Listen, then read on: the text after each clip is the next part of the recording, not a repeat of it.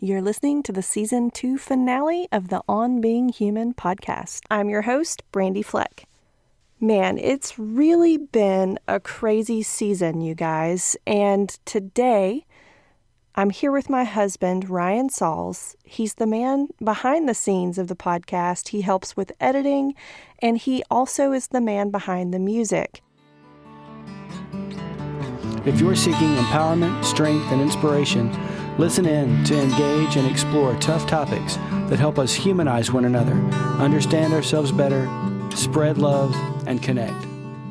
And we're going to reflect on the impact of all the world events on Season 2. We're going to talk about some of the highlights from our behind-the-scenes perspective. And we're going to just keep it really real and talk about what we hope for our future in between now and Season 3, and for the world as a whole past then as well. I think in the context of everything that's going on in the world today, what I would have defined as being human last year probably does need some revision. Being human means being open to and creating and caring for relationships with other people. Whether you're the kind to have lots of connections with lots of people or just a deep connection with a few people, we're here to make each other feel safer and loved and cared for. And so maintaining those connections, I think, is the most important part of what it means to be a human. Everyone's mobility is limited, and we're kind of having to find new ways to maintain those connections where we can. And it really just, I don't know, as much as anything, it kind of amplifies it even, just knowing now more than ever maybe how important those contacts were to maintain and to keep going. So maybe I wouldn't change what I said so much as I would think about it differently and make my estimation of its value differently. That's really interesting because my definition of being human had to do with making mistakes, right? We all make mistakes, and we can all have the grace to correct those mistakes and grow and learn and move on. But for me, I think it has changed, and you hit on that a little bit with, reframing those connections. And I think what's behind that would be our ability to be adaptable. And it just seems like constant change is at the heart of our lives. And mistakes aren't the only thing that make up being human. It's complex, it's layered, of course. And that adaptability and ability to interact with our world and nurture our relationships in a new paradigm seems to be where we're at. All right, before we jump into all of that, I just want to tell you guys to remember to tune in to the View from the Carnival podcast on astronetradio.com on Tuesday, July 28th at 7 p.m. Central Daylight Time. Host Robin Land of Tyler, Texas interviewed me, and I can't wait for you guys to hear our critical conversation about mental health, prescription medications, and breaking the cycle of abuse. If you missed the live airing, you can always tune in later on astronetradio.com. In between now and Season 3, remember to keep visiting onbeinghumanpodcast.com for new goodies coming your way. Specifically, we'll be running a Finding Your Purpose article series from the last week of July into September on Thursdays. We'll be releasing special collections monthly, similar to the rare disease collection we have featured on the homepage of the onbeinghumanpodcast.com site right now. Other upcoming goodies for you include, but are not limited to, merch, art prints, a free life coach directory, and free vision board tools to use with your life coaches or on your own. In fact, you'll be able to interact with us more than ever before, which is so exciting. As always, I want to hear from you, so feel free to hit us up on the show notes comments, Facebook or Pinterest, and of course in ratings and reviews on podcast platforms. You can find this episode at onbeinghumanpodcast.com/episodes/056. I want to give a shout out to the Underdog Podcast community, which is a group on Facebook that I found this season, and they have been completely invaluable with helping make the sound better on this show and giving advice from everything from finding guests to just making friends in the industry.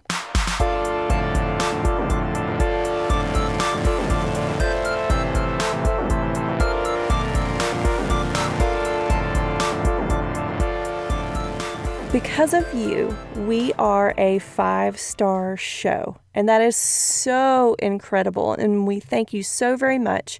And because you took the time to write reviews, we want to call out some of the 5-star reviews we have here. Let's start by reading the first one that we ever got and shout out to these awesome listeners. Here's one from Chloe Asher on Apple Podcasts. It says, "This podcast is a mix of genuine optimism plus real stories about the depths of the human experience that offers the listener an unwavering challenge to keep an open mind and, more importantly, an open heart." Ooh, Chloe Asher, thank you so much for that. I'm glad that it is challenging, but at the same time, a positive experience. That was entitled Gentle Wisdom. The next review that we have that we're going to highlight today is titled Humanity at Its Best from Accidental Poet on Apple Podcasts. Accidental Poet says, Brandi Fleck has an intrinsic knack for asking the right questions to pull out gems from people's stories.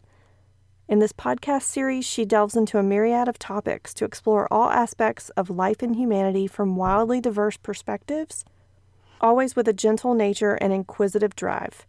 Brandi is able to highlight the amazing stories and qualities in people that make them shine through the pain and love experienced as humans. Highly recommended for any living person. Well, thanks, Accidental Poet. That is so nice. And gentleness is definitely something I value. So that's a theme so far. That's pretty cool. So here's one from D. White. His review is captioned, "Great interviewer. A really great interview sounds almost like a therapy session. I love hearing the brief silence where a guest is processing a question in a way they haven't before, and the passionate response when a question focuses in and activates their interest. Great interviews here." Ooh, thanks, D. White. That was an awesome compliment, and I hope you guys feel the same way. We're really passionate about storytelling and think that telling your story helps you heal. So that's the angle we're coming from, even though we're not therapists for sure. But that was awesome. And last but not least, we have a review from Apple Podcasts from a user, Rollo VS. It's titled Outstanding. My good friend and partner in crime, Mike Hutchinson of the True Presbyterian, recently appeared on this show, which led me to digging into the back episodes, and I have to say that I am very impressed. This show delves into some deep, difficult topics with extraordinary gentleness and compassion. Moreover, the diversity of topics, guests, and viewpoints is hard to match outside of listening to the Joe Rogan Experience. This show just earned a new subscriber, and I highly recommend you do the same. Woo! Thank you, Rollo VS. Still that theme of gentleness, which is awesome that you guys notice. And I cannot even believe that we were compared to Joe Rogan. Like, that's a true compliment. I do remember having Mike Hutchinson on the show, and we'll talk a little bit about that later when we go over some of the highlights. It was just a real pleasure. And this entire season and the first season were also a pleasure to do. So just thank you, everybody, for your reviews. Subscribe if you haven't, and remember to come back for season 3. Now we're going to get into the real stuff. This is an unscripted conversation. These are genuine reactions coming from us on these topics, and hopefully you guys, some of it will resonate with you. And if you have opinions on what we're talking about and want to join the discussion, just leave a comment on the show notes of episode 056, and we will continue this discussion with you. Season 2 of the On Being Human podcast has basically been punctuated by disaster. to say the least. The day that the season 2 episode, the first episode in season 2 was to air, a couple hours earlier that morning, a tornado had struck East Nashville and some other suburbs around Nashville, and it was devastating. And not even a week later, we put out an episode that was about art that we had pre-recorded before all of this stuff had happened. And I remember in the intro saying, oh, well, COVID-19 has sort of become a global problem, and here we are several months later, and we know that it is a problem. Everyone's sort of tired of hearing about it, but at the same time, we're having to make decisions and navigate the world as it's going on. So just from a personal perspective, how have the events of 2020 impacted you, Ryan, and us as a couple? I think the right way to start is to be grateful that the impact on our family and us as individuals has been manageable, and certainly not on the level of many other people who've really been suffering in an outsized way as a result of the virus. And it's strange to look back at that time and think that as down as things were in the aftermath of those tornadoes, how much worse it could really get. I don't think I'll ever forget, we had just had a day out in and around East Nashville the weekend before the tornadoes, and the place where we had our nice couples day brunch is now closed, and it lost all the windows on that one side where we were seated. We were there that Saturday, and the tornadoes hit Sunday. Right. Yeah. We've been at home almost exclusively now for, 5 months? Yep. You brought up gratitude earlier. I think that's a great point, and gratitude has definitely helped me get through this time without just being completely anxious the whole time. Not that there hasn't been a low grade to high grade anxiety at times, but I'm very grateful for the time at home that we've had with the kids and the time that we've had to slow down the pace of life a little bit. I mean, normal life was good for the privileged before this happened, and the slower pace has helped us to see where it wasn't good for a lot of people, and I think that's healthy. In terms of the impact on season 2 of the podcast, we had a lot of episodes pre-recorded before season 2 started, and they were recorded before the pandemic really started. So there was a lot of navigating whether or not it was appropriate to air a certain episode in the climate that was the week that it came out, because the climate sort of changed. I'm talking about the social climate, of course. We won't even get into climate change right now, but the social climate was so volatile that we moved around the schedule a lot. And there were times when people who had agreed to do certain episodes just went off the map. I couldn't get back in touch with them. And so I thought the season was going to end up ending in June because of some of the setbacks there. But it really opened up a lot of doors for opportunity to be flexible, and people just started popping up that had stories to tell about the things that were going on then. And I found that really interesting that it all just sort of worked out. Yeah, the fact that we had audio for some of the interviews, especially earlier in the season, that had been recorded in some cases weeks or months before we started feeling the impacts of the virus. It takes a few hours to edit each of those things into a finished episode. And, we're not really sort of a news program. We're not doing current events and that sort of thing. We're taking different themes and different approaches to the kinds of stories that we tell. But what struck me as I would listen to some of the interviews is just how there was just like a lighter tone to some of the ones that were already sort of in the can. We Oh, yeah. You would listen to it, and if we had just sort of the week prior maybe done one that was more current and sort of bound up in the virus experience a little bit, and just the feeling of listening to them was a difference I could tell just because I spent so much time with the audio, you could really feel a difference there. Mm-hmm.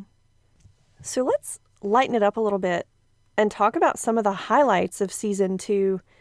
What is one of the most memorable moments for you as sort of the audio engineer guy? Just looking at the terms of the interviews and the folks that we were lucky enough to talk to, one of the ones from earlier in the season that I still think about from time to time is the conversation you had with Lynette Henderson. Oh, yeah. Old family friend, I think, and just a really impressive person. She had, if you go back and listen to that episode, she had accomplished quite a lot in her professional life, really achieved a lot of great things. And as will happen, I suppose, the way her life went changed her ability to continue to achieve that way. And the thing that I remember is just the complete lack of bitterness and the good attitude of, well, my life now is different. Career is really important to you, but... Yes, probably too important. Okay. Because a lot of my life was built around external validation that I got through work. Gotcha. Maybe more than it needed to be. The best way to not wallow is to think about other people. It helps me every day to see that somebody's had some success or that somebody else needs help and I can help them. And that gets me out of my own pity party. That was absolutely an amazing experience talking to Lynette. She was actually the first interview we did for season 2. And we did that interview back in August of 2019. And it didn't come out until, it was like 7 or 8 months later. Quite a different world. Lynette's episode is part of the rare disease collection because Ehlers-Danlos syndrome and CFS leaks are part of the reason why her life changed in the way that it did, where she wants to embrace the B part of being human. That rare disease theme was one of the main themes of season 2, I think. But this brings me to one of the biggest highlights for me for season 2, besides all the guests. I think every guest was amazing, and each conversation was different and fun in its own way, even if some of them were difficult. But the biggest highlight for me was all the music. And you guys might not have heard that much music, throughout the whole season, but it was really something we focused on. It takes quite a lot to write original music, and I think my favorite episode that we've ever done is the first episode of season 2, where Ryan wrote original music to sort of accompany the clips of what being human means for every guest from season 1. And not only did we play music there, but because of the rare disease theme, Tiffany and Josh Thomason, who came on to talk about neuroendocrine tumors, were in the middle of a fundraising effort for the NET Research Foundation. And they asked Ryan to come on a virtual benefit concert in the middle of the pandemic and play for the donors of this fundraising effort. And it was so amazing because we got hooked in and we got to talk about the podcast a little bit, and it just all was very uplifting and pretty impressive and amazing to be a part of. Yeah, that was a lot of fun. Josh and Tiffany are definitely friends of the show and have been big contributors to what Brandi's been trying to do here, willing participants, and been really open with talking about their stories and sharing their time. So it was a real honor to get to play some of those songs for those people and help them raise some money. It was, by all accounts, a huge success, I think, for them, and certainly lots of fun for me, and a great opportunity for the podcast to get out and be in front of people. Mm-hmm. So can you tell us just a little bit more about the music that you wrote for season 2? We put some music in one episode with Aaron Grace.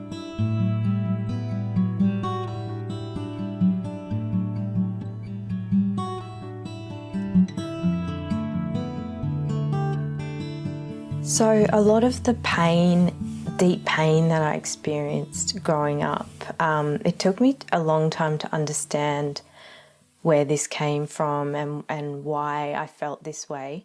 My biggest thing But the main music was in that opener. To change your future.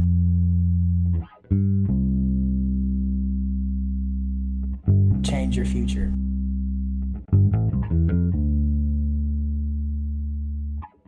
To change your future. What was your process? I really wanted to focus on using the music to add to the story. You know, the people's voices were always the most important part, but wanted to be able to use the music to tie them together into sort of one big story and one interesting experience to listen to. So we had some parts that were just sort of quiet and reflective with maybe just real sort of ethereal kinds of guitar noises and that sort of things. And then when the speakers would be a little more energetic and Passionate, that's the word. You know, use some of the tempo changes that were in the little song to underscore that, and then have everything build to this big crescendo at the end where everything sort of comes together into one song and one big voice. It really means just constantly changing. The ability to show empathy, but also impact change through that empathy. Being human is just caring and loving one another. I think that if there was more of that the world would change. Maybe I'm the person who needs to do something about this. It was a lot of fun. It was a lot of work, for sure, but I'm also really, really proud of the way that turned out. I think we are both pretty happy with it. Mm-hmm. Something you said there, and we'll get to more highlights in a minute, but that in the end, everyone's voice comes together in one big crescendo. I sort of feel like that's what's going to happen in our world. We're going to all come together, and we're going to have a better world when we're through all of this. You know, another highlight of season 2 was in episode 55, we got actual audio from Belinda Harvey from a protest where she led a chant, and I thought that was really powerful. It felt really empowering to kind of unleash my feelings using that bullhorn and kind of all that anger that I had been feeling and all of that oppression and aggression and sadness really came across as I led the chant of no justice, no peace using that bullhorn.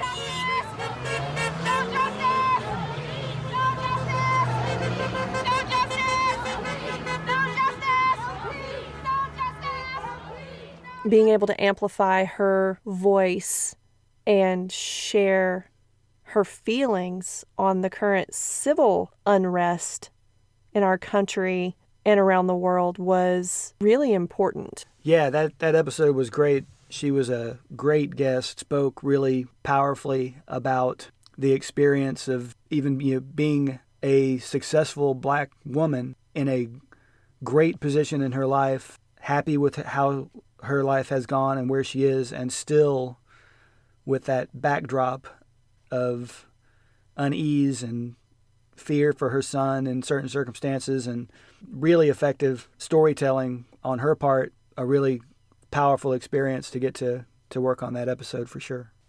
We did spend a big portion of the season focused on the topic of faith. And you know, this show I consider it to be a secular show. I mean, we're not focused on religion. Spirituality is an interest of mine, so we do talk about it from time to time, and you know, guests bring in their own opinions about religion and spirituality, and we definitely strive to have a well-rounded representation of the topics that we cover, we like having people on the show that we don't necessarily agree with, but we also like having people on the show that we do agree with or have perspectives that we never thought of before. So it was important this season to focus on faith a little bit because there are so many different aspects of it, and it came up a lot in season 1. So many guests said that faith got them through their hard times. I thought this is worth exploring. This is worth learning more about, because if this is the main factor that's helping people, why is that? So we can help other people with it, right? Yeah, it's definitely very important for people to be able to talk about faith, their experiences with it. And I think it's important to be able to understand someone else's faith. Why do they believe in what they believe, and what makes it work for them? You know, how does it lead them to be involved in the world in the way that they are? And it's just such a huge factor in so many people's lives that I think we owe it to each other to try to understand it as best we can. Mm-hmm. Definitely the review that we read earlier in the episode here, talking about Mike Hutchinson's episodes, those episodes were very interesting to me. It's very much an academic approach. Mike is obviously very passionate about it in a lot of ways. Really engaging interview, I thought, even though that's not always the sort of the focus of our work here on your show. The first thing that I'd want you to know is your pastor's human. Mm-hmm. Right? He is no different than you. He's just been called to a different job. His vocation is different from yours. I've appeared on some other outside podcasts, and I've done some special episodes for folks who are recovering from, spiritually abusive backgrounds and fundamentalism and that sort of thing, to try and help them. And I thought it was really interesting for that to be juxtaposed against Sarah's episode. I grew up in a really very conservative, evangelical Christian family. It can be very hard, especially if your entire life you've been involved in something like an abusive religious community or a very judgmental, shaming, guilt-inducing type of community or family. The juxtaposition there was real and obvious. But even so, what I remember taking away from her episode is just that despite the negative flavor of some of her experiences with faith, she was still a believer. It had not damaged her faith. It merely gave her... Well, faith in herself. It came out of it, I think. That too, yeah, for sure. Because that was, the big sort of negative aspect was that she was hearing in one ear that she couldn't trust herself because she was going to be wrong in the context of her faith. And that obviously had a negative impact. The fact that she was able to emerge from that experience with both her faith in herself and her faith in her God still all intact, I thought was really impressive. Mm-hmm. I had actually planned for that faith topic to go on for 4 weeks.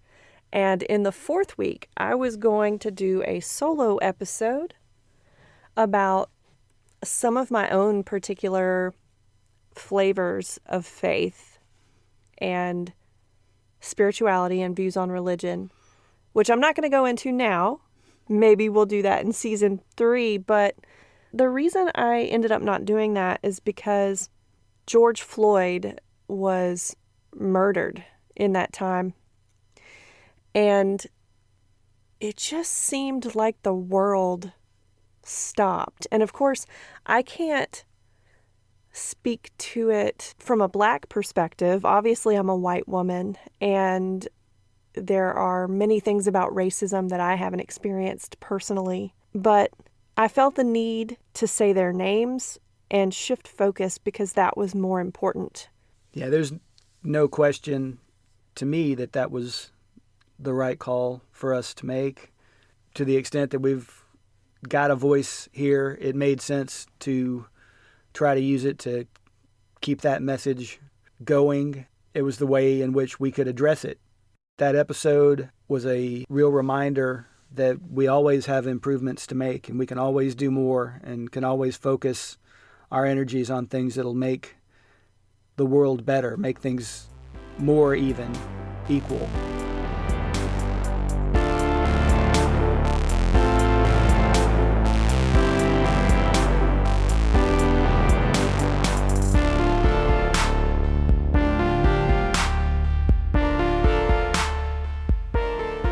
talk a little bit about what our hope is for the world as we move on. And listeners, I want to hear this answer from you guys too, because if we can imagine a future and a world that is nothing like what we're living in now, but maybe takes all the good aspects from it and then takes on creative ways to address problems that have been uncovered and implements those solutions so that we just have a better world to live in. If we can envision and say out loud what we want that to be, we've then set our intention to make that happen, and we can make that happen. So Ryan, what do you want to see for the future? I would like to see a change in the way we talk to each other and the way that we approach these sorts of problems in the public sphere. So much of what's gone on over the last several months has been politicized and cast into this sort of team A versus team B, us versus them framework. I think we all agree it doesn't work. If you divide the country 50-50 and one team wins and one team loses, well then in the end everyone's going to lose. There's not a distinction one side or the other. It's really all one side. And if we would work together, and if we were led to work together, and we knew that it was the right thing to do to work together rationally, then even if we came up with a solution that was different maybe than the one I thought it should be, maybe it would still be a better decision for all of us together. And maybe we wouldn't have hurt each other so badly trying to get to that decision at the same time. My number one concern is people. And we have rights as living creatures on this earth, and I want everybody to have access to those rights.